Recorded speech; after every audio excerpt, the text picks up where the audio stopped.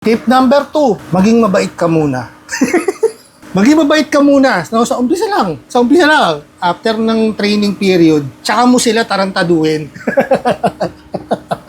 Diba? Tsaka mo ilabas yung kulit mo. So good morning guys, this is Mighty Mike, ang pinakagwapong medtech sa Pilipinas.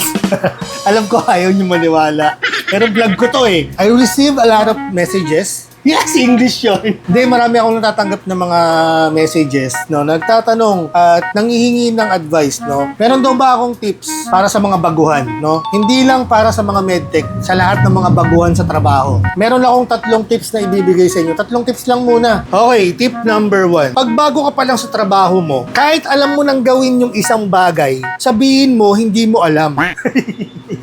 Kunwari, uutusan ka. Marunong ka ba sa Excel? Pwedeng ikaw gumawa. Ma'am, pasensya na. Hindi po talaga ako marunong sa Excel eh.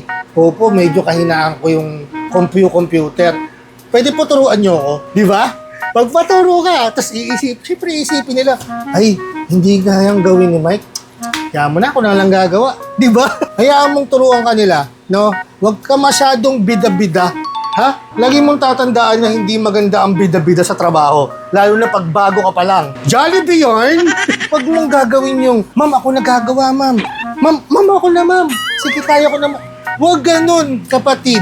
Kasi pagka ginawa mo yun sa unang araw ng trabaho mo, masa ka. Lalo na yung, hindi ko nilalahat ha, lalo na yung mga matatanda.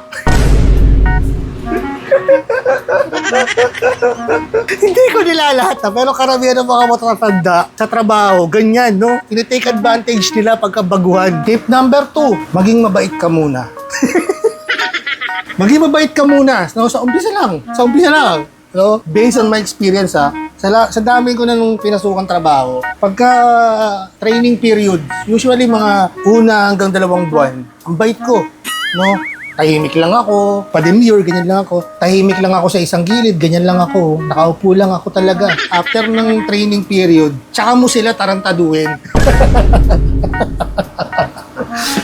Diba? Tsaka mo ilabas yung kulit mo. Diba? Dito sa trabaho ko ngayon, diba? Wala pa ako 1 taon dito. Ang bait ko nung una. Kaya mo ngayon, pinag-itripan ko na sila. Huwag ka masyadong feeling close. Yun lang yun sa umpisa lang. Alamin mo yung mga kahinaan nila. Para pag napating yung time na, alam mo kung paano mo sila sisiraan.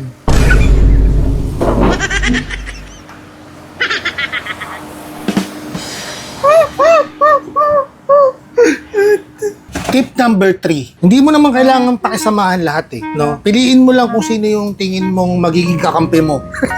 Kasi sa trabaho, real talk, hindi talaga mawawala yung merong isang, no, 1 or 2 nakakagigil.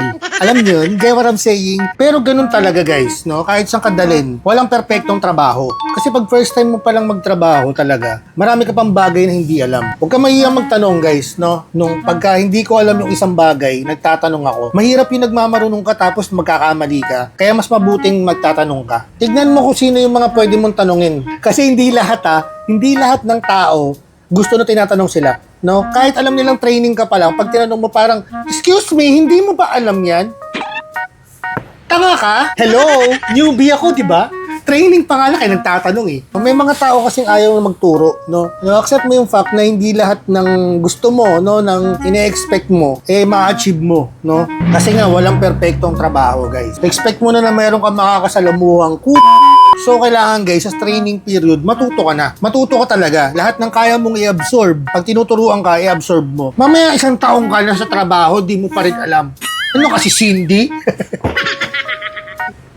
Ha? Gigil na gigil si Aling Bagang, no? Kay Cindy kasi 2 taon na silang magkasama, hindi pa rin alam ni Cindy yung ibang trabaho niya. So, umpisa talaga lahat hindi mo kayang gawin, no? Minsan talaga umaabot pa ng 6 months, 1 year para ma-experience mo lahat kasi hindi mo naman talaga ma-experience lahat agad-agad. And I hope na enjoyin mo yung unang trabaho mo kasi minsan talaga, dyan mo matututunan lahat. Matututunan yung mga bagay na ma-apply mo hanggang sa pagtanda. Ako, sa unang trabaho ko, marami akong natutunan na hanggang ngayon na-apply ko pa. Pero ito lang, dahil bago ka pa lang sa trabaho, bibigyan na kita ng idea. Kung dating hindi ka nagmumura, ngayong may trabaho ka na, panigurado ako, matututo ka magmura. Kung dati mahaba yung pasensya mo, nung hindi ka pa nagtatrabaho, promise, magiging high blood ka na. No, kaya masabi ko na sa'yo, good luck sa iyong bagong trabaho at galingan mo. No? Kayang-kaya mo yan. At ang pinakamalupit dito, no, nung hindi ka pa nagtatrabaho, wala kang mga bayarin. Ngayon may trabaho ka na. Asahan mo na. Yung nanay mo sasabihin, "O anak, may trabaho ka na. Ikaw na magbabayad ng kuryente ha."